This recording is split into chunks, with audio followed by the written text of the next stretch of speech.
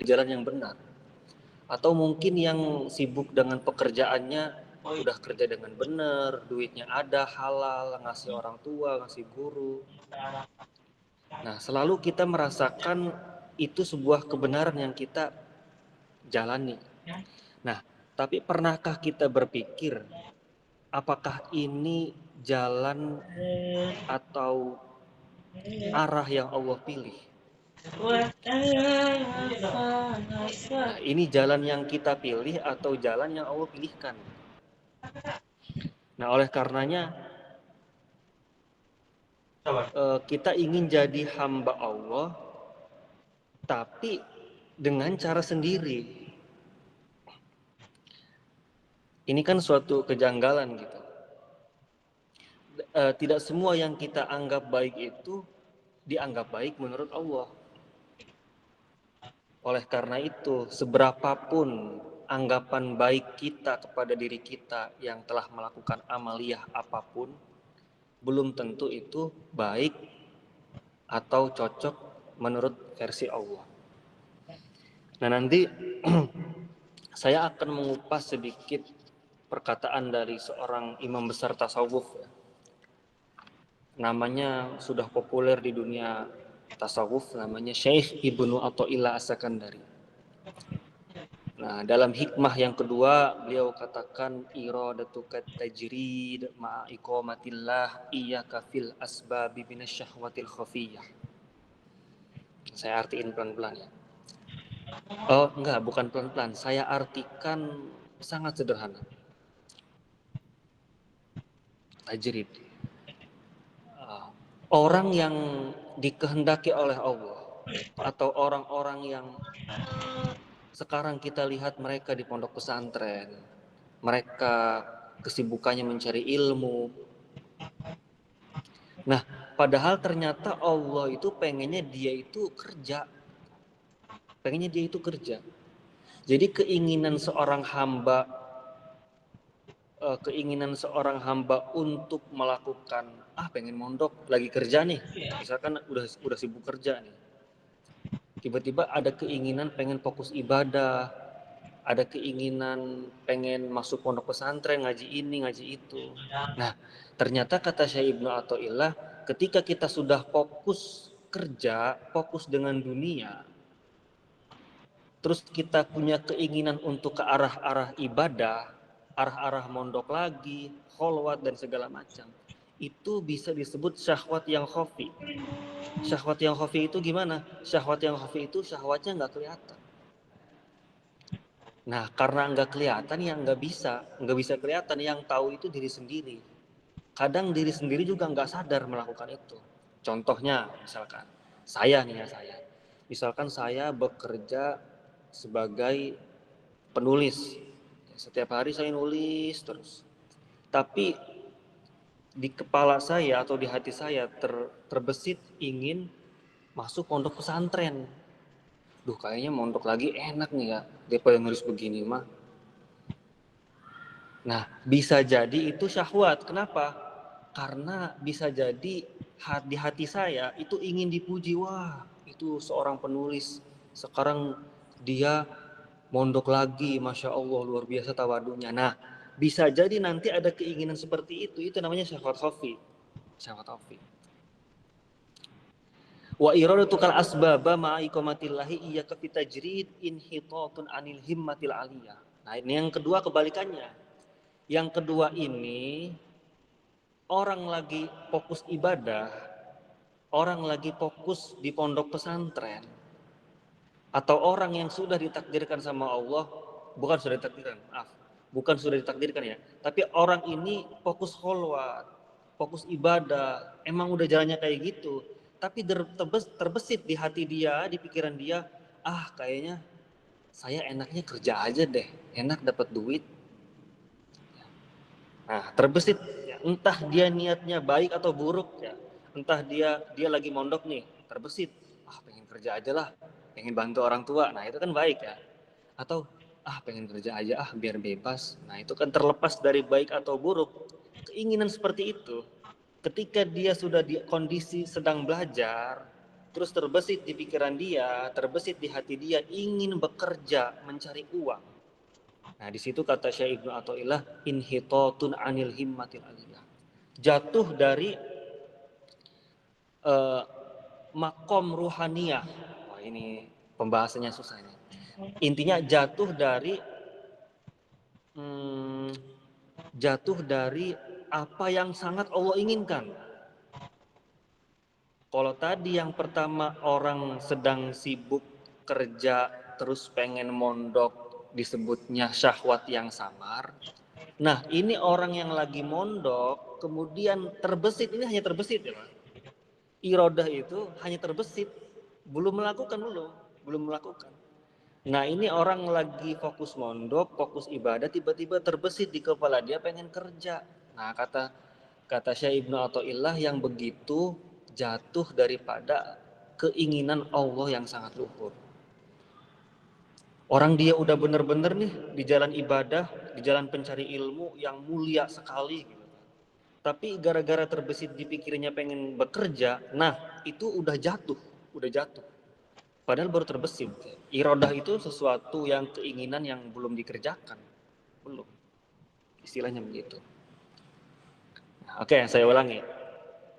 Biar simpel nih ya. Kita memisahkan antara orang yang sibuk kerja sama orang yang mencari ilmu atau mondok.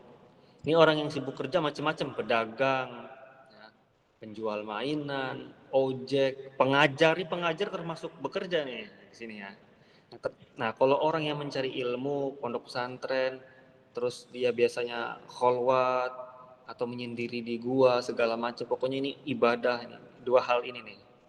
Nah, orang ketika dia sedang bekerja, dia lagi ngajar, dia lagi ngojek, pokoknya dia bekerja.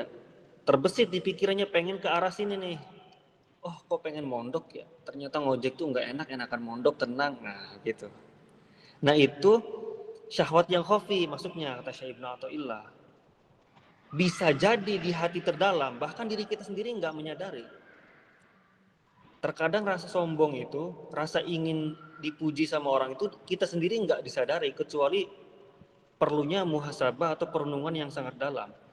Jadi ketika, maaf ya, ini contoh aja, ketika seorang yang bekerja, entah bekerja di apapun, dia keinginan buat mondok, bisa jadi nanti di hati dia tuh ada keinginan, wah dia adalah seorang guru yang mau belajar lagi di pondok, Masya Allah. Nah itu kan ada keinginan pujian begitu di hati, itu nggak bisa dirasain, itu susah. Makanya disebutnya syahwat khafi, syahwat yang samar. Nah kemudian kebalikannya, ketika seorang sedang fokus ibadah, sedang mondok di pondok pesantren, lagi ngapal misalkan ya, ngapal kitab Jurmiyah, Alfiyah, terbesit di kepalanya, oh kayaknya enak kerja aja deh kayak teman aneh gitu kan.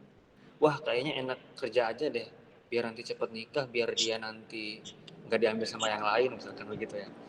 Nah itu keinginan dia yang dia udah fokus mondok, udah fokus ibadah, pengen kerja. Nah itu inhitot anil himmatil aliyah. Itu sesuatu yang sangat Allah tidak inginkan, itu fatal. Nah dari dua analogi ini nanti akan mengambil satu kesimpulan yang bikin kita pusing. Gimana? Kok kita lagi kerja? Kok kita lagi kerja pengen ibadah salah jadi syahwat? Kenapa kita lagi fokus belajar, fokus ibadah, pengen kerja jadinya kita tidak diinginkan Allah gitu. Inhitot, jatuh daripada yang Allah inginkan. Ini kan sangat bertentangan gitu. Ya kalau kita tarik lebih dalam lagi ini bertentangan. Nah, kalau kata guru kami, ini nggak ada nih di syarah-syarah kitabnya, nggak bakal ada ini. Cara kunci untuk memahami kalimat hikmah ini yaitu dengan mengaitkan hikmah beliau yang nomor 2 ke 71. Nah, yang 71 ini kata Syekh Ibnu Athaillah, beliau begini, masih dalam kitab Al-Hikam ya. Kata beliau, "Idza aradta an ta'rifa qadraka indah fangdur fi madza yuqimu." Jika engkau pengen tahu ente ini pengennya di mana gitu. ente ini cocoknya di mana? Sebenarnya Allah tuh pengennya kamu di mana? Maka lihatlah apa yang kita kerjakan sekarang. Fangzur fima gayukimuk. Kalau kita sekarang lagi kerja, ya berarti Allah pengen kita kerja, lanjutin. Selesai. Kalau kita sekarang mondok lagi nyari ilmu, berarti Allah pengen kita nyari ilmu, mondok, selesai. Nah, jadi untuk memangkas kebingungan tadi, kok orang yang belajar terus dia punya keinginan kerja jadinya jatuh, jadinya jelek di mata Allah. Terus orang yang lagi fokus kerja terus pengen keinginan baik, pengen mondok segala macam, kok disebut syahwat yang samar gitu. Ini sebenarnya Allah gimana sih, atau pelin-pelan atau gimana? Makanya ini dibalas nih sama Syekh Ibnu Athaillah secara tidak langsung. Jadi gimana supaya kita tahu Allah tuh pengennya kita di mana gitu. Apakah kita mondok, apakah kita kerja? Nah, maka lihatlah posisi kita sekarang. Sekarang banget ini, sekarang banget. Bukan kemarin, bukan yang akan datang. Kalau sekarang kita ternyata posisinya sedang bekerja, berarti Allah pengennya kerja, kita lanjutin. Gitu. Jadi kuncinya di situ. Ya, kuncinya di situ. Yang Allah minta itu bukan kita jadi hebat, tapi jadi tepat. Bisa jadi masalah kita itu bukan kurang ibadah, tapi kurang menerima. Misalkan lagi kerja nih, terus galau, terus berpikir, aduh jangan-jangan salat saya berantakan, jangan-jangan ibadah saya selama ini nggak diterima. Nah, mungkin bukan itu. Bisa jadi masalah kita bukan kurang ibadah, tapi kita kurang menerima keadaan. Ya mungkin selama ini kita capek, bukan karena hidup kita berat, tapi karena kita melawan arah. Bisa jadi hidup kita sekarang yang berat ini bukan salah, bukan salah, tapi melawan arah. Saya kasih contoh sutradara sama aktor dalam perfilman. Dunia itu kan permainan, dan sutradara itu diibaratkan Allah, aktornya itu kita. Nah, aktor yang baik itu bukan dia yang memilih peran, tapi dia yang menjalankan peran itu dengan baik. Nah, paham kan? Nah, kalau aktor maksa ganti peran, jalan sendiri, dan segala macam, itu hidupnya berantakan. Sutradara sudah memerintahkan kita jadi pelakor, misalkan dalam filmnya. Kalau kita ganti aktor gak mau jadi pelakor, maka filmnya rusak. Seperti itu juga dunia. Karena dunia ini permainan, Allah sebagai sutradaranya, kita semua jadi aktor. Ada yang aktor sebagai penyanyi, ada aktor sebagai ustadz, ada aktor sebagai penjual.